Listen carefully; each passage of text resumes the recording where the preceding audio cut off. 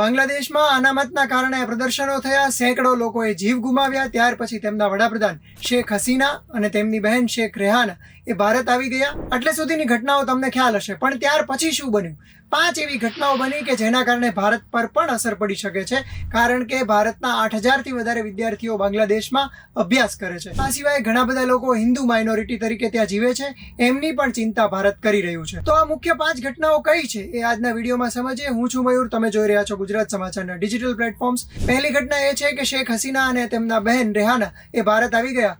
ત્યાર પછી તેમણે અહીંયા ભારતના NSA એટલે કે અજીત દોવલ સાથે મીટિંગ કરી હોવાનું કહેવાય છે. બાંગ્લાદેશ અને ભારતના સંબંધો વર્ષોથી ઘણા બધા સારા રહ્યા છે, એટલા માટે તેમને અહીંયા આશ્રય આપવામાં આવ્યો છે. ભારતથી તેઓ લંડન જશે એ પ્રકારના સમાચાર પણ આવ્યા હતા. તો બીજી તરફ બાંગ્લાદેશમાં એમના આવ્યા પછી પણ બીજા 101 જેટલા લોકોએ જીવ ગુમાવ્યા છે. રિપોર્ટ્સ અનુસાર આ પ્રદર્શનોમાં મોતનો આંકડો અત્યાર સુધીમાં 500થી વધારેનો હોવાનું કહેવાય છે, પરંતુ ઓફિશિયલ આંકડો છે 440નો અને એ કોઈ નાનો આંકડો નથી. બીજી મોટી ઘટના, બાંગ્લાદેશ નેશનલ પાર્ટીના ખાલિદ ઝિયા જે જેલમાં 17 વર્ષ માટેની જેલ કાપી રહ્યા હતા, એમને છૂટા કરી દેવામાં આવ્યા. એ જેલમાંથી બહાર આવ્યા ત્યારથી એવું માનવામાં આવે છે કે બાંગ્લાદેશના નવા વડાપ્રધાન પણ બની શકે છે, પરંતુ એમની મેડિકલ કન્ડિશન સારી ન હોવાનું પણ કહેવાય છે. ત્રીજી સૌથી મોટી ઘટના જે ભારતને સૌથી વધારે અસર કરે છે, બાંગ્લાદેશમાં લઘુમતીઓ પર અટેક થઈ રહ્યા હોવાનું કહેવાય છે.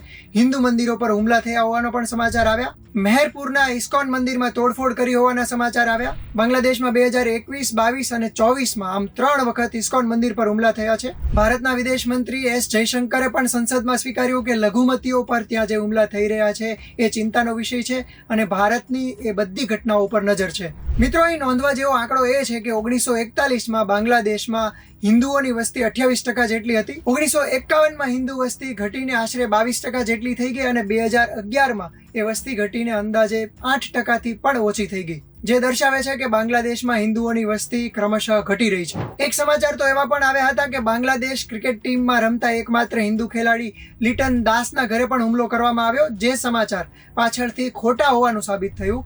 ખરેખર મુશરફે મોર્તાઝા જે બાંગ્લાદેશી ક્રિકેટ ટીમના કેપ્ટન રહી ચૂક્યા છે અને શેખ હસીનાની જે પાર્ટી છે એના સાંસદ પણ રહી ચૂક્યા છે, એમના ઘરે હુમલો થયો હતો. ચોથા મોટા સમાચાર, બાંગ્લાદેશના નોબેલ વિજેતા અને આર્થિક સલાહકાર રહી ચૂકેલા મોહમ્મદ યુનુસને એ જે નવા વડાપ્રધાન બને કે જે નવી સરકાર બને એના એડવાઇઝર બનવા માટેની ભલામણ કરવામાં આવી છે. એમણે આ ભલામણ સ્વીકારી પણ લીધી છે.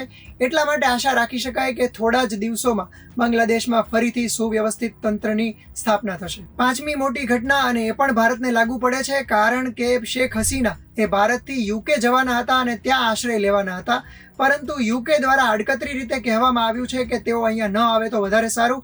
એમણે કહ્યું કે કોઈ પણ વ્યક્તિ જ્યારે આશ્રય લેવા માટે પહેલા જે દેશની પસંદગી કરે છે એ એમની આસપાસનો કે નજીકનો દેશ હોય તો સારું, અને એ જ દેશમાં રહે તો વધારે સારું. એક દેશમાંથી બીજા દેશમાં સ્થાનાંતર કરવું એ વધારે ગંભીર હોઈ શકે છે. આ પ્રકારની જર્નીઝ એમણે ન કરવી જોઈએ. હવે આના પરથી સ્પષ્ટ થાય છે કે શેખ હસીના હવે કદાચ UKમાં આશ્રય નહીં લઈ શકે.